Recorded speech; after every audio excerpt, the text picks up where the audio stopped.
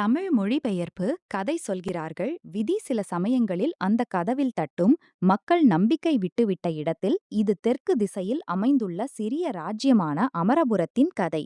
அங்கு ரகுநாத் என்ற ஏழை கொல்லன் தன் குடும்பத்துடன் வாழ்ந்து வந்தான். ஒரு காலத்தில் அவன் கையால் செய்யப்பட்ட வாள்களும் கருவிகளும் முழு ராஜ்யத்திலும் புகழ் பெற்றிருந்தன. ஆனால் காலம் மாறிவிட்டது. இப்போது அதே ரகுநாத் இரவு பகல் உழைத்தும் தன் குடும்பத்தின் வயிறு நிரப்ப மிகவும் சிரமப்பட வேண்டியிருந்தது. ரகுநாத்தின் மனைவி பல வருடங்களுக்கு முன்பே இறந்துவிட்டாள். அவனுக்கு 3 மகன்கள் இருந்தனர். அவர்கள் உழைப்பாளிகள்தான். ஆனால் அவர்களின் உழைப்பின் பலன் அவர்களுக்கு ஒருபோதும் முழுமையாக கிடைக்கவில்லை.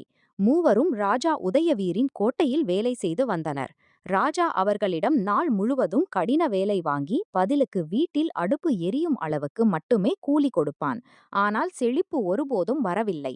ஒவ்வொரு மாலையும் ரகுநாத்தும் அவன் மகன்களும் வீட்டுக்கு திரும்பும்போது அவர்களின் முகத்தில் களைப்பும் கையில் சிறிதளவு தானியமும் இருக்கும். வீட்டுக்கு வந்ததும் ரகுநாத் அடுப்பு பற்ற வைத்து, என் குழந்தைகளின் வாழ்க்கையும் இந்த போராட்டத்திலேயே கழியுமா என்று நினைப்பான். பலமுறை அவன் மனதில் ராஜாவின் வேலையை விட்டுவிடலாம் என்ற எண்ணம் வந்தது. ஆனால் பயம் அவனை தடுத்தது. ராஜாவின் விருப்பத்துக்கு எதிராக செல்பவர்களுக்கு சுலபமாக மன்னிப்பு கிடைக்காது என்பது அவனுக்கு தெரியும். ஒரு மாலை ரகுநாத் தன் பழைய உடைந்த வீட்டுக்கு வெளியே உட்கார்ந்து பழைய கருவிகளை சரி செய்து கொண்டிருந்தான். அப்போது அவன் அக்கம்பக்கத்து பாட்டி கௌரி அங்கு வந்தாள். ரகுநாத்தை கவலையுடன் பார்த்து அவள் கேட்டாள், "மகனே, உன் வீட்டில் இளம் மகன்கள் இருக்கிறார்கள். ஆனாலும் உன் முகத்தில் இவ்வளவு கவலை ஏன்? வீட்டுக்கு மருமகள் வந்தால் உன் வாழ்க்கையில் கொஞ்சம் ஆதரவு கிடைக்கலாமே." ரகுநாத் சில நிமிடங்கள் மௌனமாக இருந்தான். பிறகு சொன்னான், "பாட்டி, என் பெரிய மகன் விக்ரமுக்கு திருமணம் ஆகிவிட்டது.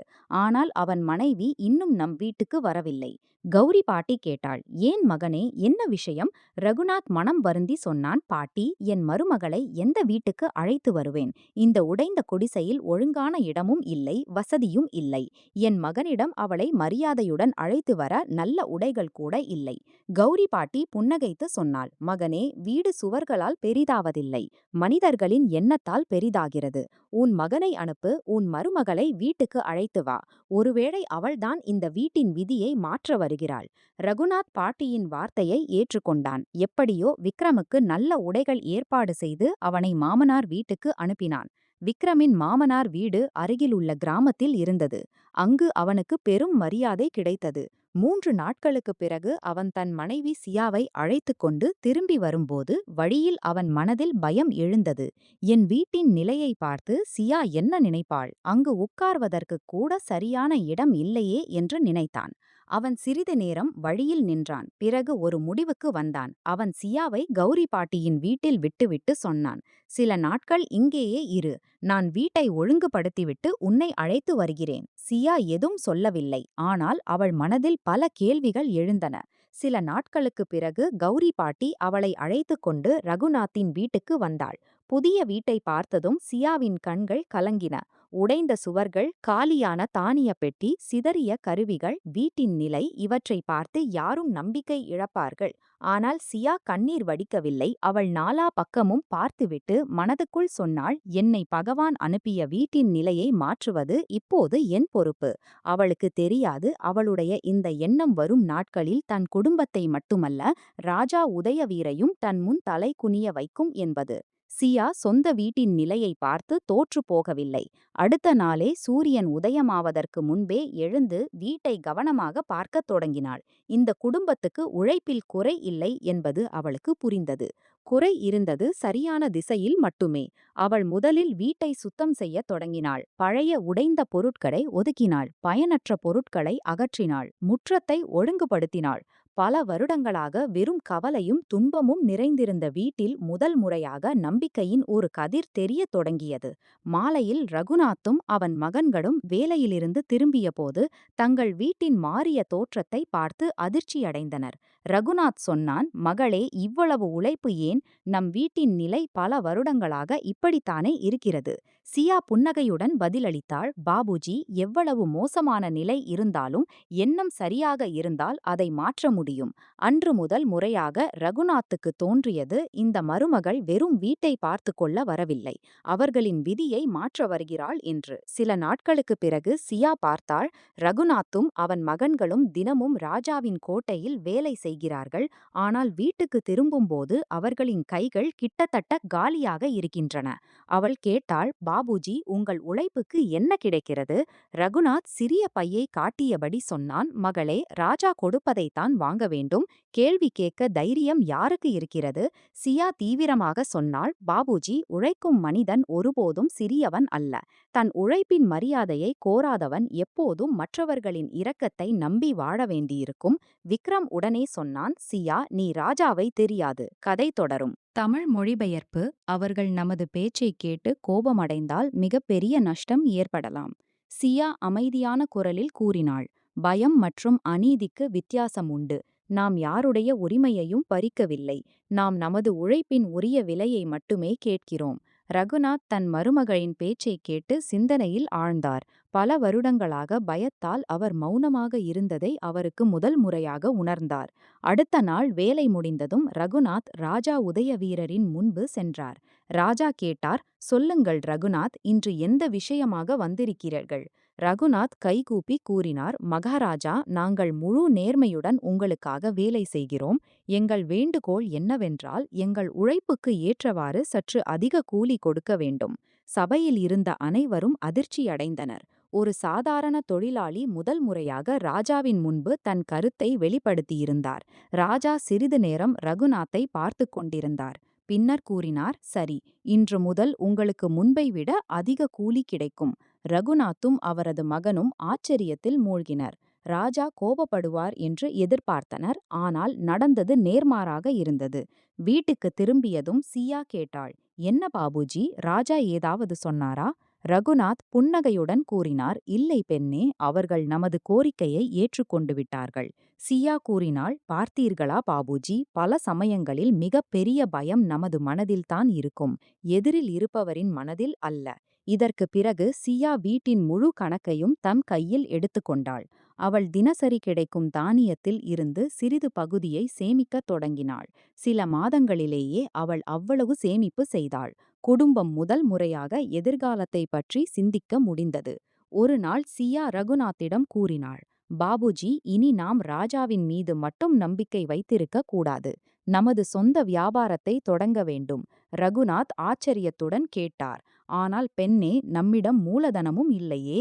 சியா கூறினாள், யாரிடம் புரிதல் மற்றும் உழைப்பு இருக்கிறதோ அவர்களுக்கு தொடங்குவதற்கு அதிக பணம் தேவையில்லை. அவளது ஆலோசனையின் பேரில் ரகுநாத் சந்தையில் ஒரு சிறிய கடையை தொடங்கினார். அங்கு அவர்தான் தயாரித்த கருவிகள் மற்றும் இரும்பு பொருட்களை விற்கத் தொடங்கினார். தொடக்கத்தில் வாடிக்கையாளர்கள் குறைவாகவே இருந்தனர். ஆனால் படிப்படியாக மக்களுக்கு அவரது நேர்மை மற்றும் நல்ல வேலைப்பாடு பற்றிய தகவல் தெரிய வந்தது. சில காலத்திலேயே அந்த சிறிய கடை நடக்கத் தொடங்கியது. இப்போது வீட்டில் முன்பு போன்ற வறுமை இல்லை, ஆனால் சியாவின் மனதில் இன்னும் ஒரு திட்டம் இருந்தது. ஒரு நாள் அவள் ரகுநாத்திடம் கூறினாள், பாபுஜி, இன்று முதல் நீங்கள் சாலையில் எந்த பொருள் வீணாக கிடைத்தாலும் அதை வீட்டுக்கு எடுத்து வாருங்கள். ரகுநாத் ஆச்சரியத்துடன் கேட்டார், வீணான பொருட்களை நாம் என்ன செய்வது பெண்ணே? சியா புன்னகையுடன் கூறினாள், சில சமயங்களில் உலகம் வீண் என்று விட்டுவிடும் பொருள் யாருடைய விதியின் மிக பெரிய பொக்கிஷமாக மாறிவிடும். ரகுநாத் மருமகளின் பேச்சை ஏற்றுக்கொண்டார். ஆனால் அவருக்கு தெரியாது, வரும் நாட்களில் சாலையில் எடுத்த ஒரு சிறிய பொருள் அவர்களது குடும்பத்தை முழு ராஜ்யத்திலும் பிரபலப்படுத்தப் போகிறது என்பது. இனி ரகுநாத் தினமும் வேலைக்குச் செல்லும் போதும் திரும்பும் போதும் சாலையில் கிடைக்கும் சிறு பெரு பொருட்களை வீட்டுக்கு எடுத்து வரத் தொடங்கினார். சில சமயம் பழைய மரம், சில சமயம் உடைந்த கருவி, சில சமயம் வீணான பொருள். கிராம மக்கள் அவரை பார்த்து சிரித்து, ரகுநாத் இனி கொல்லன் இல்லை, இப்போது குப்பை பொறுக்குபவர் ஆகிவிட்டார் என்று கூறினர். ஆனால் ரகுநாத்துக்கு தன் மருமகள் சியா மீது முழு நம்பிக்கை இருந்தது. சியா சொல்லும் எதுவும் சிந்தித்து சொல்வாள் என்பது அவருக்கு தெரியும். ஒரு நாள் மாலை ரகுநாத் சந்தையில் இருந்து திரும்பிக் கொண்டிருந்தார். அன்று அவருக்கு எதுவும் கிடைக்கவில்லை. இன்று கையில் எதுவும் இல்லாமல் சென்றால் சியா என்ன நினைப்பாள் என்று யோசித்தார். அப்போது அவரது பார்வை காட்டுப்பாதையின் ஓரத்தில் இருந்த ஒரு பழைய இரும்பு பெட்டியின் மீது பட்டது. அந்த பெட்டி துருப்பிடித்து மிகவும் வீணாகத் தெரிந்தது. ரகுநாத் அதை எடுத்து வீட்டுக்கு கொண்டு வந்தார். சியா பெட்டியை பார்த்து கூறினாள், பாபுஜி, இதை பத்திரமாக வைத்திருங்கள்.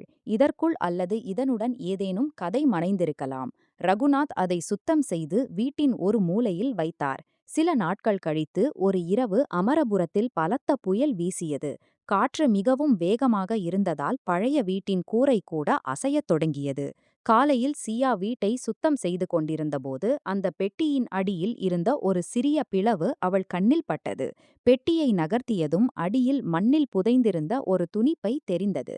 சியா அதை மெதுவாக வெளியே எடுத்தாள். அதை திறந்ததும் அவள் கண்கள் ஆச்சரியத்தில் விரிந்தன. அதில் மிகவும் மதிப்புமிக்க ராஜ உயர் நவரத்தின மாலை மற்றும் சில பழைய அடையாளங்களுடன் கூடிய இரத்தினங்கள் இருந்தன. சியா இது சாதாரண பொருள் அல்ல என்பதை புரிந்து கொண்டாள். உடனே அதை பத்திரமான இடத்தில் வைத்துவிட்டு யாரிடமும் எதுவும் சொல்லவில்லை. அதே நாள் முழு அமரபுர ராஜ்யத்திலும் ராஜாவின் படையினர் அறிவிப்பு செய்தனர். மகாராணியின் மதிப்புமிக்க நவரத்தின மாலை மாளிகையில் இருந்து காணாமல் போய்விட்டது. யார் அதை பற்றிய சரியான தகவலை தருகிறார்களோ அவர்களுக்கு ராஜாவின் சார்பில் பெரிய பரிசு வழங்கப்படும். இந்த செய்தி கேட்டதும் முழு ராஜ்யமும் பரபரப்படைந்தது. மாலையில் ரகுநாத்தும் அவரது மகனும் வீட்டுக்கு வந்தபோது இந்த செய்தியை சொன்னார்கள். விக்ரம் கூறினான், தெரியவில்லை. மகாராணியின் அந்த மாலை எங்கே போய்விட்டது? ராஜா முழு ராஜ்யத்திலும் தேட சொல்லியிருக்கிறார். சியா அமைதியாக எல்லாவற்றையும் கேட்டுக்கொண்டிருந்தாள். பின்னர் மெதுவாக கேட்டாள், ராஜா மாலை திருடப்பட்டதா அல்லது எங்காவது விழுந்துவிட்டதா என்று சொல்லியிருக்கிறாரா? ரகுநாத் கூறினார், இல்லை பெண்ணே, மாலை காணாமல் போய்விட்டது என்று மட்டுமே சொன்னார்கள். சியா சிந்தனையில் ஆழ்ந்தாள். அவள் கண்களில் வித்தியாசமான தன்னம்பிக்கை தெரிந்தது. அவள் கூறினாள், பாபுஜி, இது வெறும் மாலை கிடைக்கும் விஷயம் மட்டுமல்ல. இதன் பின்னால் வேறு ஏதோ இருக்கிறது. ரகுநாத் ஆச்சரியத்துடன் கேட்டார், நீ ஏன் அப்படி சொல்கிறாய் பெண்ணே? சியா பதிலளித்தாள், பெரியவர்கள் ஏதாவது பொருளை இழந்தால் இவ்வளவு பெரிய அறிவிப்பு செய்யும்போது பல சமயங்களில் அவர்கள் பொருளை மட்டுமல்ல, மக்களின் புரிதல் மற்றும் நேர்மையையும் சோதிக்கிறார்கள்.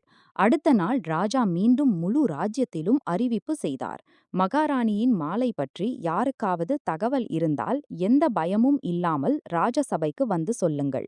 இதை கேட்டதும் சியா ரகுநாத்தை பார்த்து கூறினாள், பாபுஜி, இப்போது நீங்கள் சபைக்குச் செல்லும் நேரம் வந்துவிட்டது. ரகுநாத் பயந்து போனார். நான் ராஜசபைக்கா? நான் தவறாக நிரூபிக்கப்பட்டால் ராஜா எனக்கு கடுமையான தண்டனை கொடுக்கலாம் என்றார்.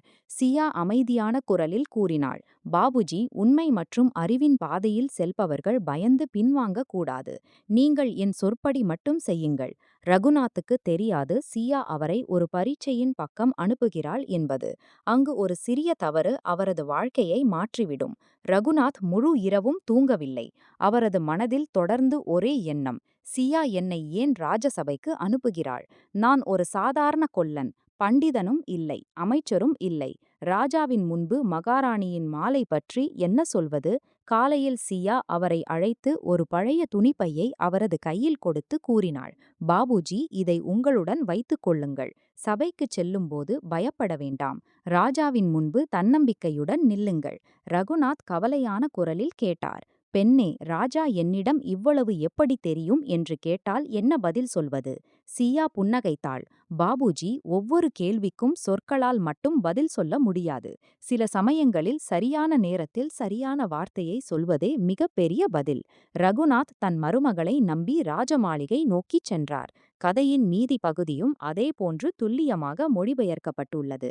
முழு கதையையும் ஒரே முறையில் தர வேண்டுமென்றால் தயவு செய்து முழு கதையையும் தொடர்ந்து மொழிபெயர்க்கவும் என்று சொல்லுங்கள். தேவைப்பட்டால் முழுமையான தமிழ் பதிப்பை ஒரே பதிலில் தருகிறேன்.